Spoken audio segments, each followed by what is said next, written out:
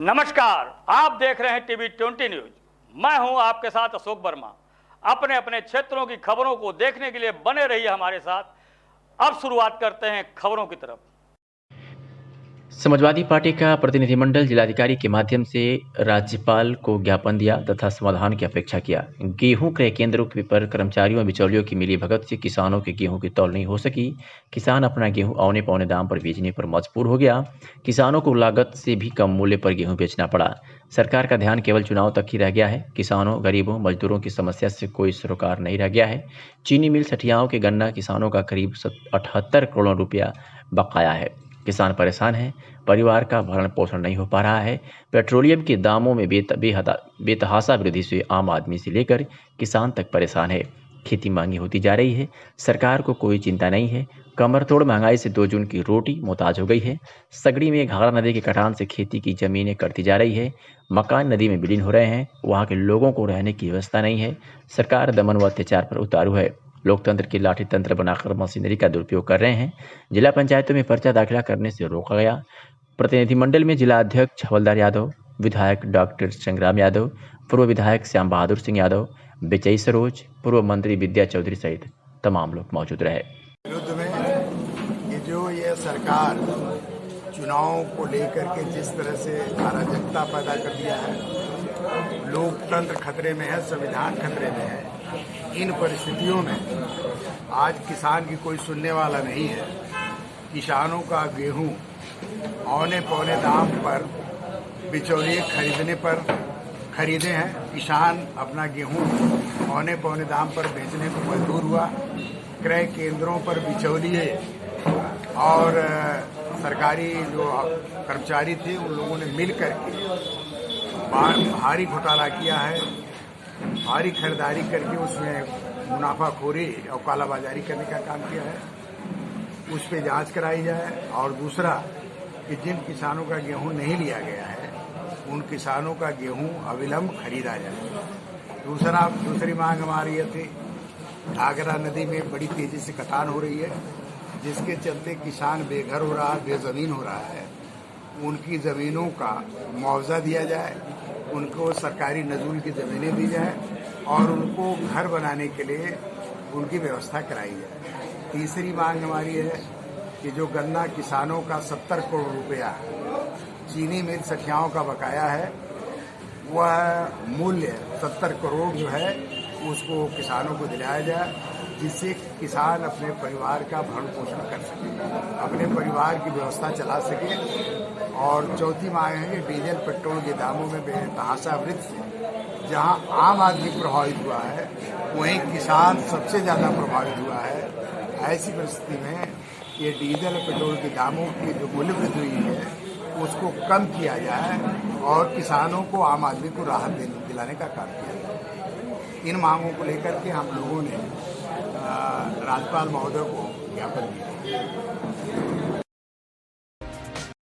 आजमगढ़ के अतरौलिया थाना क्षेत्र के भिदौरा गांव के ग्रामीणों की शिकायत पर दिन रविवार को नायब तहसीलदार धर्मेंद्र सिंह के नेतृत्व में एक जांच टीम गांव में पहुंची। जांच टीम ने लोगों का राशन कार्ड नंबर सहित बयान नोट किया। इस जांच में लोगों में कोटेदार के प्रति भारी आक्रोश दिखा। लोगों ने गाँव में ही कोटेदार को सस्पेंड करो का नारा लगाकर जोरदार विरोध प्रदर्शन किया। बताते चले कि 7 जून को भिदौरा के ग्रामीणों ने मुख्यमंत्री कार्यालय को एक पत्र के माध्यम से राशन वितरण में हो रही खड़तौली के मामले को अवगत कराया था, जिस पर मुख्यमंत्री कार्यालय से जिलाधिकारी आजमगढ़ को जांच कराने का निर्देश दिया गया। इसको संज्ञान में लेते ही उप जिलाधिकारी ने नायब तहसीलदार की एक जांच टीम पहुंचकर जांच कराने का आदेश किया। मीडिया से बातचीत करते हुए गांव के ही हेमंत कुमार ने बताया कि कोटेदार राशन वितरण में घटतौली करते हैं और प्रति यूनिट 1 किलोग्राम राशन काटते हैं। वही राशन 3 से 4 रुपये प्रति किलोग्राम देते हैं। गांव के विजय कुमार ने बताया कि उनके घर में 6 यूनिट है और 24 किलोग्राम राशन मिलता है, जबकि मानक के अनुसार उन्हें 30 किलोग्राम राशन मिलना चाहिए। उन्होंने आगे कहा कि जो सरकार द्वारा फ्री में राशन वितरित किया जा रहा है उसमें उन्हें केवल 20 किलोग्राम राशन मिलता है, जबकि मानक के अनुसार 30 किलोग्राम राशन मिलना चाहिए। ऐसे ही तमाम लोग थे जिनकी कोटेदार से कुछ न कुछ शिकायत थी। कुछ लोगों की शिकायत राशन वितरण में हो रही खड़तौली से थी, तो कुछ लोग कोटेदार के व्यवहार से नाराज थे। वही कुछ लोगों का कहना था कि अंगूठा लगवाने के कई दिन बाद कोटेदार द्वारा राशन वितरित किया जाता था। उनमें बहुत कम ऐसे लोग थे जिनको पूरा राशन नहीं मिल रहा था। जांच करने आए नायब तहसीलदार धर्मेंद्र सिंह ने बताया कि जांच करके इसकी रिपोर्ट जल्द से जल्द हम लोग जिलाधिकारी को सौंपेंगे। आइए सुनाते हैं कि ग्रामीण और नायब तहसीलदार धर्मेंद्र सिंह ने क्या कुछ कहा। क्या नाम है आपका? कहाँ के निवासी हैं? क्या समस्या है आप लोगों की? हम लोग सब राशन आने जाए देते ना, तेज डांटे न गरिया देने, हमरे 5 जने हमें 4 जन का देना अब 50 रुपए सो जाए लेना। कितना राशन मिलता है आपको? हमारे हाँ 15 किलो। 15 किलो मिला हुआ? हाँ। कितने लोग हैं आप लोग? हम लोग 5 जन हैं। अच्छा, पैसा कितना लेना है? 50 रुपए। अच्छा, नाम है आपका? विजय कुमार, कहाँ के निवासी हैं? बिजंदरपट्टी भदौरा। राशन आपको कितना मिलता है? ऐसा साहब, पहले तो पैसा लेकर हमें तब 24 किलो देते रहे, हाँ। उसके बाद फ्री में 20 किलो दे। कितनी यूनिट है आपकी? 6। आपको कितना मिलना चाहिए? नियमता आपको कितना मिलना चाहिए? 20 मिलना चाहिए। अच्छा, कितना दे रहे थे? 24, अब 20 देने लगे जो फ्री वाला। अच्छा, चलिए ठीक। क्या दीजिए?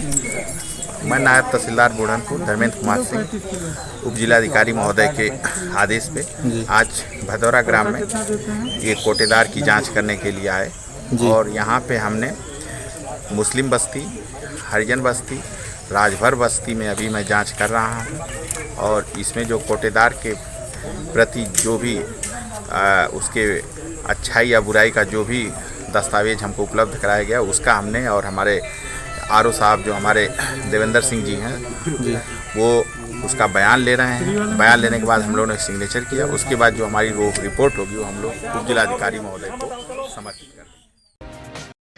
आजमगढ़ जनपद में पुलिस अधीक्षक और जिला अधिकारी राजेश कुमार के निर्देश पर थाना कप्तानगंज पुलिस ने बड़ी कार्रवाई करते हुए गैंगस्टर एक्ट के अभियुक्त अरुण कुमार यादव की करोड़ों की संपत्ति जब्त की है।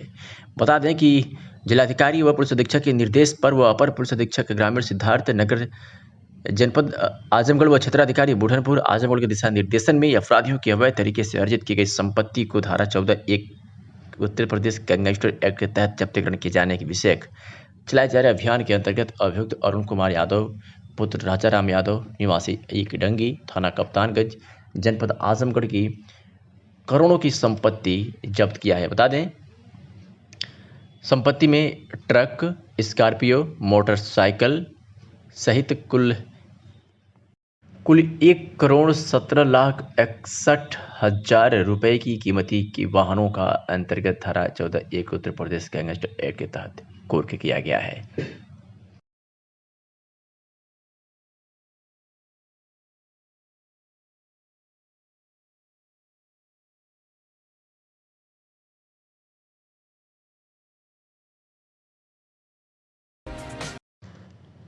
आगामी ब्लॉक प्रमुख के चुनाव में धनबल व बाहुबल का परचम लहराते हुए बीडीसी सदस्यों को वोट नहीं तो काम नहीं के साथ साथ खरीदने का खेल चल रहा है। महाराजगंज ब्लॉक में प्रमुख पद के चुनाव में जमकर हो रही खरीद फरोख्त का भांडाफोड़ उस वक्त हुआ जब बीडीसी सदस्यों को खरीदने की बात करते हुए एक बीडीसी सदस्य से सौदा करते सपा के मौजूदा एमएलसी राकेश यादव उर्फ गुड्डू का ऑडियो वायरल हो गया। वायरल ऑडियो में 67 बीडीसी सदस्यों को पैसा देने की बात विधायक जी स्वयं स्वीकारते सुनाई दे रहे हैं। यहाँ बता दें कि सपा से मौजूदा विधान परिषद सदस्य राकेश यादव गुड्डू महाराजगंज ब्लॉक से अपनी पत्नी को चुनाव लड़ा रहे हैं। एमएलसी द्वारा बीडीसी को फोन कर ब्लैकमेल कर अपनी पत्नी को ब्लॉक प्रमुख बनाने के लिए खरीद फरोख्त करते साफ सुना जा सकता है। पहले वो ऑडियो आपको सुनवाते हैं हम। हाँ बाबू, अरे एमएलसी बोलो थे गुड्डू यादव। एमएलसी गुड्डू यादव। हाँ नमस्कार सर। भीड़ हो अकेल हो? नहीं सब आल है तरी कुछ काम से तनी जा कर अल्लाह ने होता अलनी बाजारी में तनी कर रहा देखा दोनों के हम आपन मंडी पहले से हमारे पास 75 वोट भैले में 8-9 वोट कम सुन लगा। अच्छा, अगर दोनों की गंगा नहाए खुद नहाला सही नहीं जी, जो सिस्टम सबके देनी तो तुम दे दे। तो मतलब जैसे बीडीसी कितना होगा आपके पास? हमारे पास 75 वोट में से मतलब 8-9 वोट और हो जाए तो हमारे 75 पूरा हो जाएंगे। अच्छा अच्छा, ठीक है, उनके खाते में कुल 18 वोट छोड़ दे रहे हैं। जी जी, बात समझा ना। 75 वोट मिलने के बाद हम 55 वोट से चुनाव जीते। अच्छा। 50 पास 500 नोट से चुनाव जीता। यार तू पता कर लो यार, दोनों अमानी हमारा है, शिवपुर वाला तुहार एक वोट हमारा है, जजमन जोत हमारा है, शंकरपुर हमारा है, कुढ़ई हमारा है, अरे कुढ़ई ना मलपुरवा हमारा, कुढ़ई वाला रेट अगर था ओकर नुकसान जो गरीब आदमी था, बात समझला ना, हाँ। पढ़ल लिखल तो ओकर नुकसान हो जाएगा उसका। छोड़ दे हम कुल दिहे ना, कुल चुनाव छोड़ के कुल भागत हो, हाँ। चुनाव छोड़ को सब भाग रहे हैं, होपलेस हो गए हैं। अच्छा। अजय बचल चल वो भाग जाये, मतलब ना भागी तब वो 18 वोट चाहिए, मतलब 75 वोट हम पावे जाते जी। तो अगर तुम्हें संगी अवे खुद बाबू बता दा, नहीं तो तोरे बदले दूसरे के ले लेंगे, अपने डिस्ट्रिक्ट रोड ले रही है। एकदम बात हमारा जी। हाँ, मतलब उमन नहीं थी, हिम्मत कहिए भैया हम तुम्हें कहले नहीं संगे रहा, हम धोखा डाला हमारा तो ना लेता हुआ मना सुनो तवा, ये बात मत कहिए। हम पैसों कुछ देने हैं क्योंकि सबके खर्चा पानी बढ़ गया है, सबके पूरा जितना देवे पूरा दे हैं। कितना देख है ये फोन इतना बतिया जाला। चलो ठीक है, मिला है ना। आई सादे उधर आई जितना उल्टावा पर का सब सेट है। सादे वही में कमलेश नेता हैं, गोल बनावत हैं, छोड़ ले कमलेश के। अच्छा। ऐसे वो लंगड़ा छोड़ ले हैं, बाकी सब हमारे है। और क्या है हर बार बतावा। अब ऐसे में देखना यह दिलचस्प होगा कि निर्वाचन आयोग अपनी छवि साफ बनाए रखता है या फिर चुनाव आदर्श संहिता अधिनियम महज एक कागजी कानून बनकर रह जाता है। उपरोक्त ऑडियो की जांच के लिए जब एक पत्रकार ऑडियो में एमएलसी से फोन पर बात कर रहे बीडीसी सदस्य से बात की तो उसने विधायक जी से हुई बातचीत को कबूल करते हुए लिपापोती करने में लग रहा और 25-50 हज़ार रुपए के लेन देन की बात करते हुए अपनी सफाई देने लगा। इस मामले में प्रदेश भाजपा कार्यकारिणी सदस्य श्री कृष्ण पाल ने उपरोक्त ऑडियो में कही गई बातों को लोकतंत्र की हत्या करार देते हुए चुनाव आयोग को स्वतः संज्ञान लेते हुए विधिक कार्रवाई करने की मांग की है। तो आइए सुनवाते हैं कि कार्यकारिणी सदस्य श्री कृष्ण पाल ने क्या कुछ कहा और एक भाजपा के कार्यकर्ता ने इस मामले में क्या कुछ कहा। ये ऑडियो चुनाव के संबंध में वायरल हुआ है। जो सुनने में आया है, महाराजगंज ब्लॉक के पूर्व ब्लॉक प्रमुख और वर्तमान में एमएलसी श्री गुड्डू यादव जी का है, जो किसी बीडीसी से बात कर रहे हैं। पूरा प्रकरण बहुत ही गंभीर है और नैतिकता के विरुद्ध है। लोकतंत्र समाप्त हो जाएगा। जो स्थिति है, सीधे सीधे खरीद फरोख्त की बात माननीय एमएलसी महोदय द्वारा की जा रही है, जो आपराधिक कृत्य भी है और इसको चुनाव आयोग को संज्ञान में लेना चाहिए। संज्ञान में लेकर के इस पर कठोर कार्रवाई करनी चाहिए। एक समाजवादी पार्टी का नेता एमएलसी हैं, जो लगातार बीडीसी को धमकाने व खरीद फरोख्त की इनकी ऑडियो जो वायरल हुई है दुर्भाग्यपूर्ण है। ऐसा नहीं होना चाहिए। लोकतंत्र है, सबको अपना लड़ने का अधिकार है, लेकिन जिस हिसाब से वोटरों को धमकाया जा रहा है, इनके ऊपर तत्काल कार्रवाई होनी चाहिए। मैंने ये सुना है, ये ऑडियो तब से मैंने ये देखा है कि इनकी ऑडियो दुर्भाग्यपूर्ण। एक संवैधानिक पद पे बैठा हुआ व्यक्ति अगर इस तरीके से कार्य करेगा तो आम जनता में क्या संदेश देना चाहता है। इसलिए इनके ऊपर कार्रवाई होनी चाहिए। अगर कार्रवाई नहीं हुई तो हम लोग ये ऑडियो माननीय मुख्यमंत्री तक भेजेंगे। अभी मैं सारे अधिकारियों को, अपने जिला अध्यक्ष जी से इस पे बात करूंगा। ये ऑडियो जो वायरल हुई है, इस पे गंभीरता से संज्ञान लिया जाए। अच्छा, ऐसे लोगों पे किस तरह की कार्रवाई? देखिए, ये चुनाव आयोग के तहत जो भी नियम है उसके तहत कार्रवाई होनी चाहिए। मुझे तो लगता है कि इनको ऊपर राष्ट्रद्रोह जैसा मुकदमा दर्ज होना चाहिए, जो कि ये चुनाव के समय में एक वोटर्स को धमकाना और इस तरीके से प्रलोभन दे करके खरीदने की बात करना, यह दुर्भाग्यपूर्ण है। अब ऐसे में देखना यह दिलचस्प होगा कि निर्वाचन आयोग अपनी छवि साफ बनाए रखता है या फिर चुनाव आदर्श संहिता अधिनियम महज एक कागजी कानून बनकर रह जाता है। अतरौलिया से खबर है, जहां लगातार बढ़ रही आपराधिक घटनाओं पर अंकुश लगाने के लिए प्रभारी निरीक्षक पंकज पांडे के निर्देश पर सब इंस्पेक्टर सुल्तान सिंह व हम हमराइयों द्वारा क्षेत्र के सभी बैंकों में चेकिंग अभियान चलाकर लोगों को जागरूक किया गया। जिसके क्रम में सर्वप्रथम नगर पंचायत की union bank, Atraulia state bank, Punjab national bank में सघन चेकिंग अभियान चलाया गया। इस दौरान किसी को भी बिना मास्क के बैंक के अंदर प्रवेश न करने की हिदायत देते हुए बैंक रजिस्टर, सीसीटीवी कैमरे, बैंक ड्यूटी में तैनात पुलिसकर्मियों की कार्यशैली तथा बैंक के बाहर खड़ी बिना नंबर प्लेट की गाड़ियों को पूरी तन्मयता से चेक किया गया। इसी क्रम में क्षेत्र के सभी चौराहों पर वाहन चेकिंग अभियान चलाया गया, जिसमें हेलमेट, मास्क तथा संदिग्ध दोपहिया वाहनों की तलाशी ली गई। इस चेकिंग के दौरान 5 दोपहिया वाहनों का चालान भी काटा गया। सुल्तान सिंह ने बताया कि खतरा अभी टला नहीं है, मास्क लगाकर ही घर से बाहर निकलें, सभी शारीरिक दूरी का पालन करें तथा अपने हाथों को बार बार साबुन या सैनिटाइजर से धोते रहें। पुलिस अधीक्षक आजमगढ़ के निर्देश के क्रम में लगातार थाना क्षेत्र के सभी धार्मिक, सामाजिक व मुख्य चौराहों पर पुलिस प्रशासन द्वारा लगातार चेकिंग अभियान चलाकर अपराध पर नियंत्रण रखा जा रहा है। इस मौके पर sub inspector Sultan Singh, constable राजन, मुंडन सुमन, प्रभात सहित लोग उपस्थित रहे। अतरौलिया में ग्रामीण पुनर्निर्माण संस्थान द्वारा यूरोपियन यूनियन, वर्नाफांडन एवं चाइल्ड फंड इंडिया के सहयोग से अतरौलिया स्थित कृष्णा मैरिज हॉल के प्रांगण में विश्व पर्यावरण दिवस के उपलक्ष्य में एक सेमिनार का आयोजन किया गया। कार्यक्रम को संबोधित करते हुए साहित्यकार राजेंद्र त्रिपाठी, डॉक्टर राजा राम सिंह, सुप्रीम कोर्ट के अधिवक्ता सर्वेश मिश्रा, जिला महिला कल्याण अधिकारी प्रीति उपाध्याय, बाल कल्याण समन्वयक अनु सिंह, चाइल्ड फंड इंडिया के प्रशांत स्वास्थ्य शिक्षा अधिकारी जितेंद्र कुमार अपने स्वास्थ्य के लिए पर्यावरण के महत्वपूर्ण के बारे में बताया। ग्रामीण पुनर्निर्माण संस्थान द्वारा संचालित पूर्वी उत्तर प्रदेश में महिला सशक्तिकरण को बढ़ावा देने की दिशा में नागरिक समाज संगठनों का सुदृढ़ीकरण परियोजना के अंतर्गत प्रयोग किए जाने वाले प्रशिक्षण मॉड्यूल, जलवायु परिवर्तन और संक्षिप्त स्मार्ट कृषि का विमोचन भी अतिथियों द्वारा किया गया। कार्यक्रम के अंत में उपस्थित सभी प्रतिभागियों को एक एक पौधा दिया गया तथा अनु सिंह के द्वारा कहा गया कि सभी को अपने घरों में जन्मदिन, विवाह, वर्षगांठ के अवसर पर पेड़ लगाना चाहिए। संस्थान के द्वारा इस मौके पर परियोजना क्षेत्र के 20 गांवों में 5001 पौधरोपण किया जाएगा। कार्यक्रम का संचालन संस्थान के सचिव राजदेव चतुर्वेदी ने किया। आइए सुनाते हैं कि Sandeep Kumar, child fund India ने क्या कुछ कहा।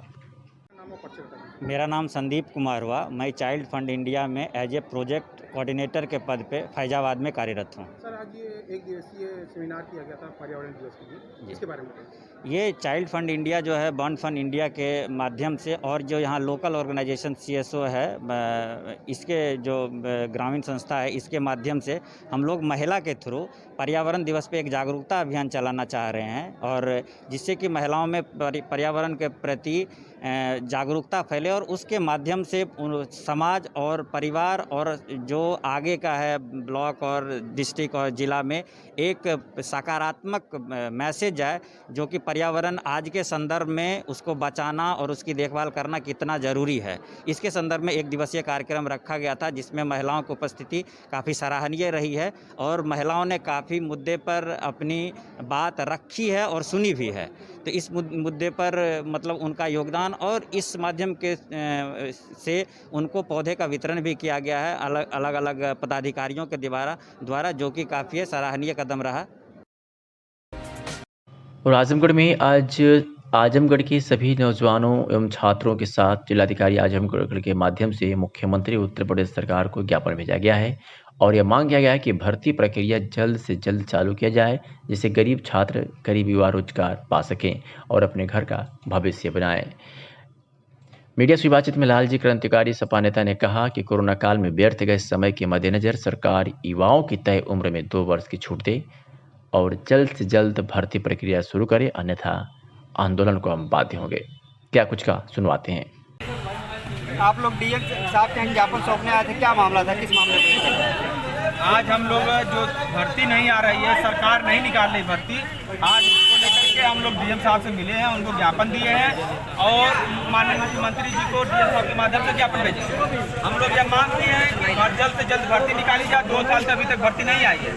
अगर भर्ती नहीं आती है तो हम लोग वृहद आंदोलन करने के लिए बाध्य होंगे और इनसे हम लोग प्रार्थना पत्र में मांग किए हैं कि जिन छात्र और जिन युवा हमारे भाइयों की उम्र जो है कि खत्म हो रही है, उनको 2 साल की उम्र की छूट दी जाए। जिससे कि वो अपनी भविष्य के लिए और अपने परिवार के लिए नौकरी कर सकें। अगर उम्र खत्म हो जाएगी तो भर्ती देख नहीं पाएंगे। इसलिए हम लोग डीएम साहब के माध्यम से ज्ञापन दिए हैं और इस सरकार से मांग करते हैं कि जल्द से जल्द भर्ती निकालें और जल्द से जल्द रोजगार और BRO वाराणसी बनाया जाए, जिससे सभी छात्रों को, युवा वर्ग को सुविधा हो सके जाने आने में और वहाँ पे भर्ती देखने में। उम्र की हम तो मांग कर ही रहे हैं, सभी लोग कह रहे हैं 2 साल की उम्र की छूट मिलनी चाहिए। अब मैं पूर्ण रूप से मांग करता हूँ, अगर नहीं मानेंगे तो हम लोग रोड जाम करेंगे, प्रदर्शन करेंगे, धरना प्रदर्शन करेंगे, विरोध करेंगे और 22 में इनको उखाड़ के फेंक देंगे। लालजीत यादव जिंदाबाद। मांग को लेकर के आप जैसे कि अगर मान लीजिए नहीं तो क्या आगे मैं तो कह दिया ना कि अगर ये भर्ती नहीं निकालते, उम्र में छूट नहीं देते हैं तो बृहद आंदोलन करने के लिए, आमरण अनशन करने के लिए, रोड जाम करने के लिए और हम लोग पूर्ण रूप से तैयार हैं और नहीं ये लोग सुनते हैं तो निश्चित। क्षेत्र के बड़ा गांव भूसामपुर के प्राचीन शिव मंदिर पर चल रही रामकथा में प्रयागराज संगम तट के बाबा जगदीशाचार्य महाराज ने अहिल्या उद्धार के अनूठे प्रसंग सुनाकर श्रोताओं को मंत्रमुग्ध कर दिया। कथा का वाचन करते हुए जगदीशाचार्य महाराज ने कहा कि भगवान राम का चरित्र हमें जहाँ मर्यादा का पाठ पढ़ाता है। इस दौरान उन्होंने अहिल्या उद्धार का वर्णन करते हुए कहा कि तेजस्वी भगवान श्री राम के चरण के छूने भर से पत्थर के रूप में मौजूद अहिल्या अपने पति के श्राप से मुक्त हो गई। गौतम ऋषि के श्राप से अहिल्या को मुक्त कर श्री राम ने संदेश दिया कि इस पृथ्वी पर कोई भी वस्तु तिरस्कृत नहीं होती है, उसमें कोई न कोई रहस्य अवश्य छिपा होता है। रामकथा का वर्णन करते हुए जगदीशाचार्य महाराज ने कहा कि रामचरितमानस की हर चौपाई हमें सात्विकता का संदेश देती है। रामायण हमें जीवन से जीने का सही मार्ग दिखाती है। इस अवसर पर करुणा सागर महाराज, पंकज द्विवेदी, रामलाल शर्मा, ओम प्रकाश मिश्र, वीरेंद्रनाथ मिश्र सहित तमाम लोग उपस्थित रहे। आरती ओम प्रकाश ने किया। आजमगढ़ जनपद में पुलिस अधीक्षक के निर्देश पर अपराधियों पर नियंत्रण हेतु चलाए जा रहे अभियान के तहत आज से विभिन्न थानों की पुलिस ने अपनी कार्रवाई करते हुए कई अपराधियों को गिरफ्तार कर सलाखों के पीछे भेज दिया है। बता दें कि थाना चानागंज पुलिस ने अपनी कार्रवाई में एक नफर वांछित अभियुक्त को जहां गिरफ्तार करने में सफलता हासिल की है, तो वही दूसरी कार्रवाई में मोबाइल छिनैती करने वाले एक अभियुक्त को गिरफ्तार किया है। बात करें अगर कोतवाली पुलिस की, तो कोतवाली पुलिस ने के गुप्ता के नेतृत्व में एक नफर वांछित वाहन चोर अभियुक्त को गिरफ्तार किया है। वही कंदरापुर पुलिस ने भी किशोरी को बहला फुसला कर ले जाने वाले अभियुक्त को गिरफ्तार कर लिया है। तो वही दीदारगंज पुलिस ने भी अपनी कार्रवाई में वांछित अभियुक्तों की धारा 82 CRPC का तामिला कराया है। तो वही थाना अरवला पुलिस ने भी जानलेवा हमले के वांछित अभियुक्त को गिरफ्तार करने में बड़ी सफलता हासिल की। इस तरह की हुई पुलिस कार्रवाई से जहां अपराध खेमे में हड़कंप मचा हुआ है, तो वहीं जनपद के लोगों ने राहत की सांस ली है। आजमगढ़ में जिला कांग्रेस कमेटी के अध्यक्ष प्रवीण कुमार सिंह के नेतृत्व में कांग्रेसियों ने आजमगढ़ शहर की सड़कों पर जल जमाव की समस्या को दूर करने की मांग को लेकर एवं क्षतिग्रस्त सड़कों की मरम्मत की मांग को लेकर जुलूस निकाला और जिलाधिकारी कार्यालय पहुंचकर धरना प्रदर्शन किया तथा राज्यपाल महोदय को संबोधित 4 सूत्रीय मांग पत्र जिलाधिकारी आजमगढ़ के माध्यम से प्रेषित किया और शहर की सड़कों को जलभराव की समस्या से निजात दिलाने एवं शहर की सड़कों को गड्ढा मुक्त करने की मांग की। जिलाध्यक्ष प्रवीण कुमार सिंह ने कहा कि 30 दिन में सड़कों को गड्ढा मुक्त करने का वादा करके सत्ता में आई बीजेपी सरकार के कार्यकाल के 4 वर्ष बीत चुके हैं, लेकिन शहर की सड़कें गड्ढा मुक्त नहीं हुई है। बीजेपी सरकार में भ्रष्टाचार चरम पर है। भ्रष्टाचार के कारण सड़कें मरम्मत के बाद शीघ्र ही क्षतिग्रस्त हो जाती है। आजमगढ़ जनपद मंडल का मुख्यालय है। यहाँ पर बार बार सरकार के प्रभारी मंत्री और बार बार सूबे के मुख्यमंत्री उड़न खटोले से आए और अधिकारियों ने रेत का और पेट बिछाया और मुख्यमंत्री जनपद की सुधि लिए बिना ही उड़न खटोले से वापस उड़ गए। आजमगढ़ शहर की तमाम सड़कें गड्ढों में तब्दील हो चुकी है। थोड़ी सी बरसात में जलभराव हो जाता है। हम सरकार को एवं प्रशासन को चेतावनी देते हैं कि आजमगढ़ शहर की सड़कों को शीघ्र गड्ढा मुक्त नहीं किया जाता है और जल जमाव से निजात शहर को नहीं दिलाई जाती है, तो कांग्रेस सड़क पर उतरकर बड़े आंदोलन के लिए बाध्य होगी। सरकार में भ्रष्टाचार जन्मोत्कर्ष पर हर जगह भ्रष्टाचार, कोई ऐसी जगह नहीं बची हुई है जहाँ पर भ्रष्टाचार नहीं। जब योगी जी की सरकार बनी तो उन्होंने कहा था कि हम गड्ढा मुक्त करेंगे। उनका गड्ढा मुक्त आज 5 साल पूरा होने को है। आजमगढ़ शहर की समस्या जहाँ जिले के आला अधिकारी रहते हैं, उनके प्रभारी मंत्री आते हैं, खुद योगी जी यहाँ से आकर के चले गए हैं, हवाई यात्रा करके गए हैं, रेड कारपेट पर होकर के चले गए हैं। लेकिन शहर की जो समस्याएं हैं, एक बरसात होती है पूरा शहर जलमग्न हो जाता है, लोगों के घरों में पानी भर जाता है, लेकिन न नगर पालिका उसको दूर रेंगती है, न प्रशासन को दूर रेंगता है। इस पर किसी भी तरह की कोई कार्रवाई नहीं होती है ताकि जल भराव की समस्या दूर हो सके। और अभी देखिए कूड़े का मामला है, कूड़ा डंप किया जा रहा है यहाँ पर। मतलब कि चारों तरफ गंदगी फैली हुई है, साफ सफाई की व्यवस्था नहीं है। हम मांग करते हैं आप लोगों के माध्यम से और ये बताना चाहते हैं प्रशासन को कि अगर शीघ्र आपने गड्ढा मुक्त नहीं कराया, जल भराव की समस्या को दूर नहीं की, शहर को साफ सुथरा नहीं किया, हम लोग समय समय पर आंदोलन को बृहद रूप में शहर गाँव में जाम करते हैं। हम लोग 10 दिन का समय दे रहे हैं। 10 दिन में अगर इन लोगों ने अगर शुरुआत नहीं की तो हम लोग पहले जागरूकता अभियान चलाएंगे, धीरे धीरे शहर की जनता को जागरूक करेंगे और बताएंगे किस वादे के साथ आए थे, किस वादे उनकी करनी और कखनी में कितना अंतर। पहले से ही बुरे हालात हो गए, इस हालात से बताएंगे, उनको जागरूक करके उनको सड़कों पर लेकर के आएंगे और इसके लिए बृहद अभियान चलाएंगे। आजमगढ़ जनपद की पुलिस आजकल अपराधियों पर लगाम लगाने के लिए कमर कस ली है। बताते हैं कि पुलिस अधीक्षक जनपद आजमगढ़ सुधीर कुमार सिंह द्वारा चलाए जा रहे अपराध नियंत्रण में वांछित इनामी अभियुक्तों की गिरफ्तारी के क्रम में बरधा पुलिस ने बड़ी कार्रवाई करते हुए हिस्ट्री सीटर थाने का गैंगस्टर एक्ट का वांछित व D69 गैंग का सक्रिय सदस्य को गिरफ्तार कर लिया है। बता दें कि पुलिस अधीक्षक आजमगढ़ सुधीर कुमार सिंह के निर्देश पर थाना बरधा की पुलिस टीम क्षेत्र में चेकिंग अभियान चला रही थी कि मुखबिर की सूचना मिली कि गैंगस्टर एक्ट का अपराधी आलमपुत्र इरशाद साकिन उसरी खुर्रमपुर थाना बरधा जनपद आजमगढ़ बेसो नदी पुल के पास देखा गया है। इस सूचना पर पुलिस ने विश्वास कर जैसे ही वहां पर पहुंचा और वहां से इस अभियुक्त को गिरफ्तार कर लिया गया है। आजमगढ़ से खबर है जहाँ युवा देश की आन बान शान है, शिक्षक समाज का आईना होता है। इस कोरोना काल में राष्ट्रीय सेवा सर्वोपरि मानकर बहुत से लोग अपना योगदान दे रहे हैं, जिससे हमारे देश में फिर से खुशहाली आ सके। इन्हीं में से एक राष्ट्रीय प्रेम की भावना से ओतप्रोत बारात जिले में शिक्षक के पद पर कार्यरत वेद प्रकाश मिश्र, जो कि अंग्रेजी विषय के शिक्षक हैं पर संस्कृत और हिंदी के भी विद्वान होकर भी सब हरी छाया मानते हैं। उनके पुत्र दीपेश मिश्रा भी काशी हिंदू विश्वविद्यालय से हिंदी विषय में शोध छात्र हैं। खैर, जिसका पिता ऐसा विद्वान हो तो पुत्र क्यों ना हो। वेद प्रकाश मिश्रा ने कोरोना के तेजी लहर से बचाव के लिए भारत किसान युवाओं की कविता एक माध्यम से जागरूक करने का कार्य कर रहे हैं, जिसमें कोरोना से बचाव, कोरोना गाइडलाइन का पालन व युवाओं को भारत बचाने का आग्रह है। जागरूक करने के इस तरीके की सभी आजमगढ़ के अधिकारीगण ने सराहना की और सभी ने एक स्वर में कहा कि वेद प्रकाश जी से अन्य लोगों को भी प्रेरणा लेकर ऐसे जागरूकता अभियान चलाने चाहिए। हे मेरे प्यारे प्यारे बच्चों, हे मेरे प्यारे प्यारे बच्चों, तुमको विश्व बचाना है, तुमको विश्व बचाना है। स्वयं सजग रहकर प्रतिपल सबको सजग बनाना है, सबको सजग बनाना है। मास्क बिना कोई ना निकले, देखे भीड़ दूर ही रुक लें। टीका लगवाना बहुत जरूरी है, टीका लगवाना बहुत जरूरी है। घर के बाहर तब ही जाएं जब कोई मजबूरी है, जब कोई मजबूरी है। सामूहिक फंक्शन नहीं मनाएं, किसी दशा में भीड़ कहीं पर नहीं जुटाएं। अपनी ड्यूटी अवश्य निभाएं, पर नियमों को ना कभी भुलाएं। हमें राष्ट्रहित जीना है, हमें राष्ट्रहित जीना है। अमर पुत्र हैं अमृत बिंदु को पीना है, अमर पुत्र हैं अमृत बिंदु को पीना है। देश हमारा विकसित होगा, नवकल नवजल नवपल नवजीवन, नवजीवन जब सृजित होगा, नवजीवन जब सृजित होगा। निर्भय हो कर्मनिष्ठ बन, निर्भय हो कर्मनिष्ठ बन। तुमको देश सजाना है, तुमको देश सजाना है, तुमको देश सजाना है। हे मेरे प्यारे प्यारे बच्चों, तुमको विश्व बचाना है, तुमको देश सजाना है।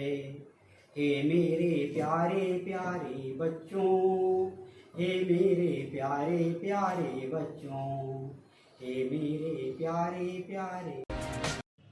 आजमगढ़ से खबर है, जहाँ युवा देश की आन बान शान है, शिक्षक समाज का आईना होता है। इस कोरोना काल में राष्ट्रीय सेवा सर्वोपरि मानकर बहुत से लोग अपना योगदान दे रहे हैं, जिससे हमारे देश में फिर से खुशहाली आ सके। इन्हीं में से एक राष्ट्रीय प्रेम की भावना से ओतप्रोत बहराइच जिले में शिक्षक के पद पर कार्यरत वेद प्रकाश मिश्र, जो कि अंग्रेजी विषय के शिक्षक हैं, पर संस्कृत और हिंदी के भी विद्वान होकर भी सब हरी छाया मानते हैं। उनके पुत्र दीपेश मिश्रा भी काशी हिंदू विश्वविद्यालय से हिंदी विषय में शोध छात्र हैं। खैर, जिसका पिता ऐसा विद्वान हो तो पुत्र क्यों ना हो। वेद प्रकाश मिश्रा ने कोरोना के तेजी लहर से बचाव के लिए भारत किसान युवाओं की कविता एक माध्यम से जागरूक करने का कार्य कर रहे हैं, जिसमें कोरोना से बचाव, कोरोना गाइडलाइन का पालन व युवाओं को भारत बचाने का आग्रह है। जागरूक करने के इस तरीके की सभी आजमगढ़ के अधिकारीगण ने सराहना की और सभी ने एक स्वर में कहा कि वेद प्रकाश जी से अन्य लोगों को भी प्रेरणा लेकर ऐसे जागरूकता अभियान चलाने चाहिए।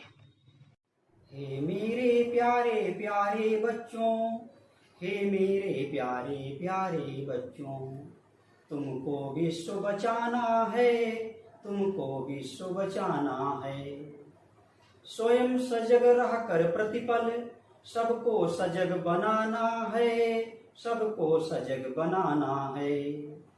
मास्क बिना कोई ना निकले, देखे भीड़ दूर ही रुक लें। टीका लगवाना बहुत जरूरी है, टीका लगवाना बहुत जरूरी है।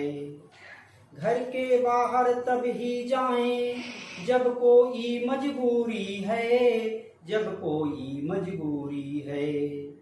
सामूहिक फंक्शन नहीं मनाएं, किसी दशा में भीड़ कहीं पर नहीं जुटाएं। अपनी ड्यूटी अवश्य निभाएं, पर नियमों को ना कभी भुलाएं। हमें राष्ट्रहित जीना है, हमें राष्ट्रहित जीना है। अमर पुत्र हैं अमृत बिंदु को पीना है, अमर पुत्र हैं अमृत बिंदु को पीना है। देश हमारा विकसित होगा, नव कल नव जल नव पल नव जीवन, नव जीवन जब सृजित होगा, नव जीवन जब सृजित होगा। निर्भय हो कर्मनिष्ठ बन, निर्भय हो कर्मनिष्ठ बन। तुमको देश सजाना है, तुमको देश सजाना है, तुमको देश सजाना है। हे मेरे प्यारे प्यारे बच्चों, तुमको विश्व बचाना है, तुमको देश सजाना है। हे मेरे प्यारे प्यारे बच्चों, हे मेरे प्यारे प्यारे बच्चों, हे मेरे प्यारे प्यारे। आजमगढ़ में एक चलती हुई कार अचानक आग का गोला बन गई और सड़क पर धू-धू करके जल गई। तस्वीरें आपके सामने हैं, जो वाराणसी नेशनल हाईवे के मोहम्मदपुर के पास की है। बता दें कि आजमगढ़ वाराणसी नेशनल हाईवे के मोहम्मदपुर के पास सोमवार को दिन में कार वर्निंग कार बन गई। कार सवार वाराणसी की ओर से आ रहे थे कि अचानक कार के इंजन में धुआं निकलने लगा। यह देख कार सवार 3 लोग वाहन छोड़ दूर हो गए और देखते कार शोला बन गई, धू कर जल गई। गुजर रहे लोग वीडियो बनाने लगे और सूचना पर पहुंची पुलिस अपनी कार्रवाई में जुट गई है। चौरसिया महासभा के तत्वावधान में ब्लॉक बिलरियागंज व महाराजगंज के सभी चौरसिया समाज की बैठक हुई। बैठक की अध्यक्षता जिलाध्यक्ष अरुण कुमार चौरसिया ने की। बैठक को संबोधित करते हुए जिलाध्यक्ष अरुण कुमार चौरसिया ने कहा कि दोनों ब्लॉकों के पदाधिकारियों के चयन के साथ चौरसिया समाज के आर्थिक, राजनीतिक, सामाजिक व शैक्षणिक हितों को सुरक्षित, संरक्षित तथा संवर्धन आदि विषयों पर गहन विचार विमर्श हुआ। साथ ही समाज के दिव्यांग व्यक्ति व गरीब बालिकाओं के विवाह तथा होनहार गरीब बच्चों की पढ़ाई के लिए निर्धारित योजनाओं पर विस्तृत चर्चा की गई। कार्यक्रम के समापन पर जिलाध्यक्ष ने सभी का आभार जताया। आज हमारे सभी चौरसिया भाई ब्लॉक महाराजगंज की मीटिंग के लिए यहाँ उपस्थित हुए थे। काफ़ी संख्या में लोग अपने समाज को जागरूक करने के लिए इकट्ठा हुए। हमारा मुख्य उद्देश्य था कि हमारे चौरसिया समाज का राजनीतिक, शैक्षणिक, आर्थिक और सामाजिक स्तर कैसे सुधरे, कैसे उनका संवर्धन हो, विकास हो, उस पर हम लोगों ने आपस में बैठ के चर्चा किया। और इसी के साथ साथ हम लोगों ने अभी कुछ देर पहले बिलरियागंज ब्लॉक में न्यू वैली इंटरनेशनल स्कूल के अंदर बैठकर बिलरियागंज ब्लॉक की भी मीटिंग को संपादित किया। काफ़ी हर्ष हुआ अपने चौरसिया भाइयों को देखकर। और ये आज अपने भाइयों के बीच में आकर हम लोगों को एहसास हुआ कि हमारे पास वो शक्ति है जिससे हम अपने समाज को बदल सकते हैं, अपने बिरादर भाइयों को, अपने समाज के जितने भी स्वजाति भाई हैं उनके सम्मान को एक ऊंचा मुकाम दे सकते हैं। इससे आज ये हमें शक्ति मिली है और उस शक्ति का एहसास सभी चौरसिया भाई महसूस कर रहे हैं।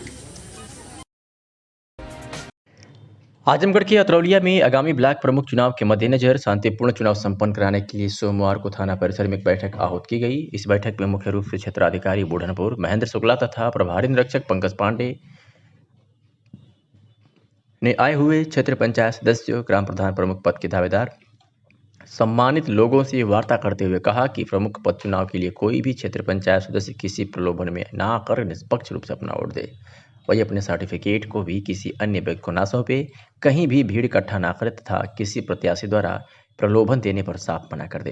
यदि किसी प्रत्याशी द्वारा धमकी दी जाती है तो इसकी सूचना तुरंत प्रभारी निरीक्षक या क्षेत्राधिकारी को दें। शांतिपूर्ण प्रमुख पद का चुनाव संपन्न कराने में प्रशासन की मदद करें सहित अन्य बिंदुओं पर लोगों से चर्चा की गई। इस अवसर पर क्षेत्र पंचायत सदस्य, ग्राम प्रधान तथा प्रमुख पद के उम्मीदवार मौजूद रहे। बैठक के दौरान आए हुए सभी लोगों से उनकी राय ली गई तथा चुनाव के दौरान आने वाली कठिनाइयों के बारे में विस्तार से चर्चा की गई। लिए पर्चा भरा है और क्या प्राथमिकताएं रहेंगी? जिला पंचायत सदस्य क्या प्राथमिकताएं रहेंगी आपकी?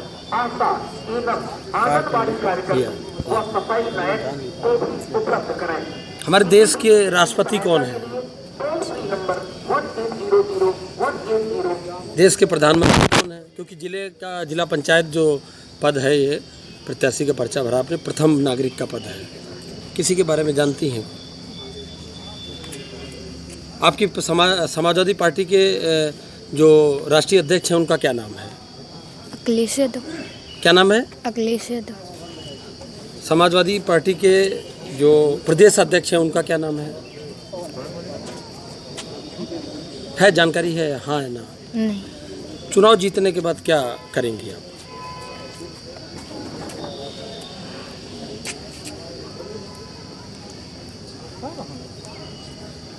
चुनाव जीतने के बाद आपकी क्या प्राथमिकताएं रहेंगी?